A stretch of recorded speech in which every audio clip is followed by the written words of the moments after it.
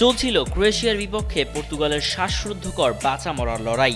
হাড্ডাহাড্ডি লড়াইয়ের এক পর্যায়ে ক্রিস্টিয়ানো রোনালদোর সামনে আসে দলকে ঘুরে দাঁড় করানোর সুযোগ, পেয়ে যান একটি পেনাল্টি। তখন মাঠের ক্যামেরার নজর তার দিকেই, আর এ সময় মুখ নাড়িয়ে কিছু পড়তে দেখা যায় তাকে, জানিয়ে শুরু হয়েছে তোলপাড়। ভক্তকুলের দাবি, পেনাল্টির আগে আল্লাহকে স্মরণ করেছিলেন তিনি। ক্যামেরায় তাকে বিসমিল্লাহ বলতে দেখা যায়। টরন্টোতে অনুষ্ঠিত রাউন্ড অফ 32 এর লড়াইয়ের দ্বিতীয়ার্ধের শুরুতেই এগিয়ে ছিল ক্রোয়েশিয়া। আসল ফল থেকে তৈরি, সম্পূর্ণ প্রিজারভেটিভ মুক্ত ফ্রুটিকা, পিওর মানে ফ্রুটিকা।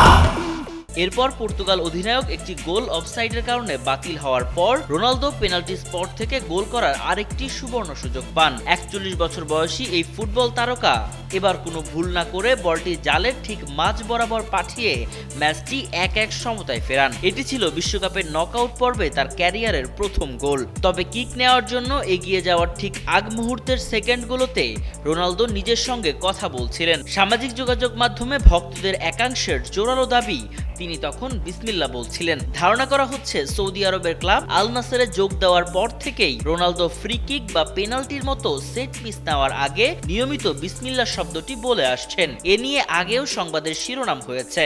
ম্যাচটিতে পর্তুগাল শেষ পর্যন্ত 2-1 ব্যবধানে জয়লাভ করে।